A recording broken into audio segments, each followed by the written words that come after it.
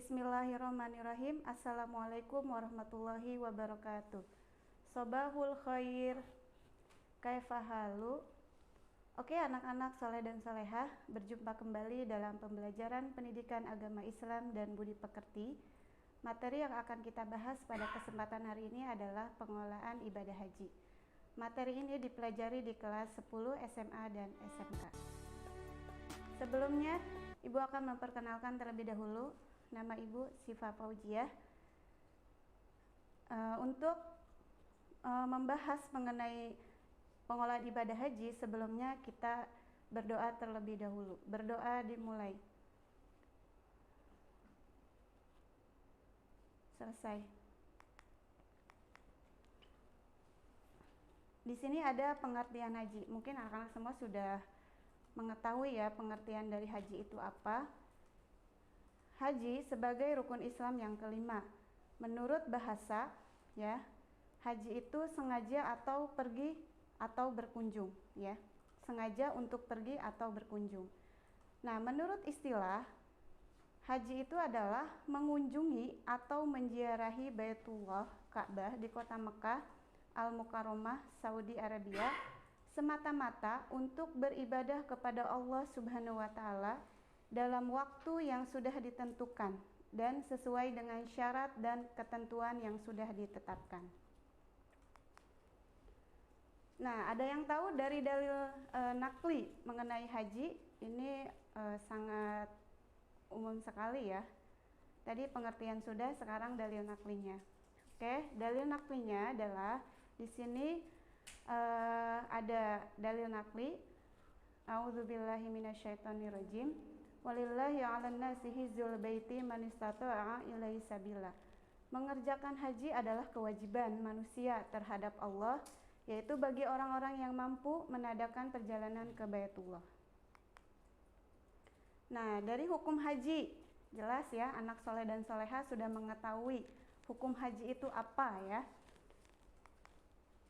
Hukum haji di sini adalah hukum ibadah haji menurut ijma ulama adalah fardu ain ya, wajib. Wajibnya di sini adalah bagi yang sudah mampu sekali seumur hidup. Nah, ini harus dicatat.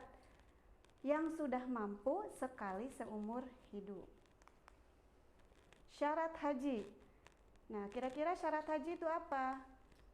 Syaratnya yang jelas harus beragama Islam ya, seorang muslim atau muslimah yang beragama Islam. Yang kedua, baligh, sudah mencapai masa dewasa. Dengan cirinya nih ya, ciri orang yang sudah baligh itu dengan ciri mimpi basah ya. Untuk laki-laki pasti kalian sudah ya, sudah pernah ini, tandanya berarti sudah baligh. Kemudian kalau untuk perempuan adalah menstruasi. Yang kedua, sehat jasmani rohani, sehat dan berakal, tidak gila ya. Kemudian selanjutnya adalah mampu. Mampu di sini apa? Mampu secara ma'aliyah dan tidak memiliki kewajiban yang lain, artinya tidak punya hutang ya. Terus yang kelima, merdeka. Merdeka ya. Merdeka ini maksudnya apa? Bukan seorang budak atau hamba sahaya dan mampu memenuhi kebutuhan sendiri.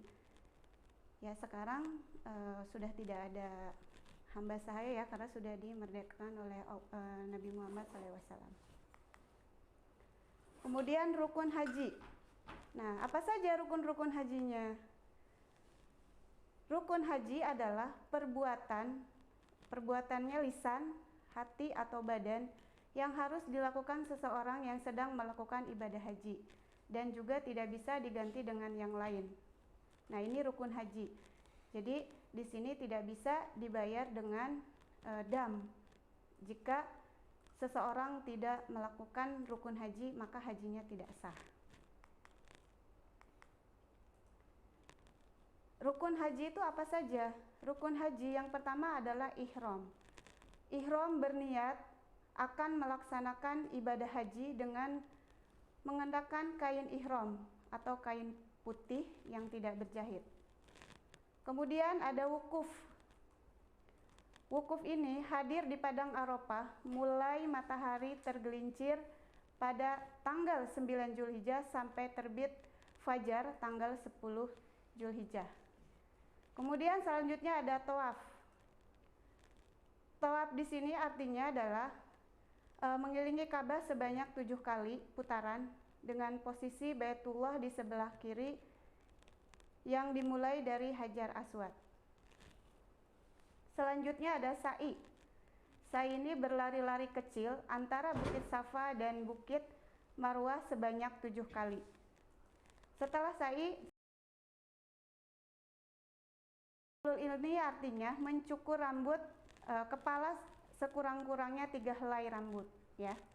Nah, setelah selesai melaksanakan tahallul, mencukur rambut tadi, rukun haji yang terakhir adalah tertib. Tertib ini artinya mengerjakan semua rukun haji itu harus dengan berurutan. Oke, selanjutnya anak-anak di sini ada wajib haji. Kalau tadi rukun haji, sekarang wajib haji. Nah, wajib haji itu artinya apa? Wajib haji yang dimaksud dengan wajib haji, segala sesuatu yang wajib dikerjakan oleh setiap muslim yang sedang melaksanakan ibadah haji, dan jika ditinggalkan harus membayar denda. Kalau tadi rukun haji tidak membayar denda. Kalau wajib haji, jika seseorang tidak melaksanakannya, maka boleh diganti dengan denda. Ini perbedaannya di situ ya, anak-anak semua. Nah, kira-kira wajib hajinya apa sih? Di sini ada wajib haji yang pertama adalah ihram dari mikot. Mikot makani dilakukan setelah memakai kain ihram. Kemudian ada mabit di Muzdalifah. Mabit di Muzdalifah ini bermalam di Muzdalifah pada tanggal 9 Zulhijjah dalam perjalanan dari Arafah ke Mina. Kemudian ada jumroh Aqobah. Melempar jumroh adalah tanggal 10 Zulhijjah dengan 7 kerikil berturut-turut. Setelah jumroh Aqobah ada jumroh di Mina selama 3 hari di hari tasyrik, ya, jumroh ula, wusta, dan Aqobah. Kemudian ada mabit di Mina. Mabit di Mina ini dilaksanakan ya bermalam pada tanggal 11, 12, 13 Zulhijjah, ayyamul tasyrik ya. Selanjutnya meninggalkan larangan haji. Nah, meninggalkan larangan haji ini seluruh larangan ketika masih dalam melaksanakan haji. Jadi ini wajib haji. Wajib hajinya ada 6. Jika seseorang tidak melaksanakan, ada yang meninggalkan dari 6 ini wajib haji, maka boleh membayar denda atau dam. Selanjutnya sunnah haji. Nah, sunnah haji ini ya ada yang pertama, mandi ketika akan ihram. Sebelum memakai pakaian atau kain ihram, disunahkan menggunakan minyak wangi-wangian dulu bagi laki-laki ya. Kemudian melakukan haji ifrad. Haji ifrad itu apa sih? Haji ifrad adalah proses melakukan ibadah haji yang terpisah antara ibadah haji dan ibadah umroh. Dalam ritual ibadah haji ifrad, yaitu melaksanakan ibadah haji terlebih dahulu, kemudian baru dilanjutkan dengan ibadah umroh. Setelah melakukan haji ifrad, ya, sunnah selanjutnya adalah membaca talbiyah.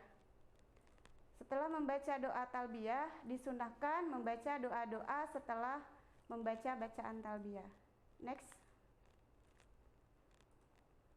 Sunnah selanjutnya, sunnah haji selanjutnya di sini ada minum air zam-zam, ya.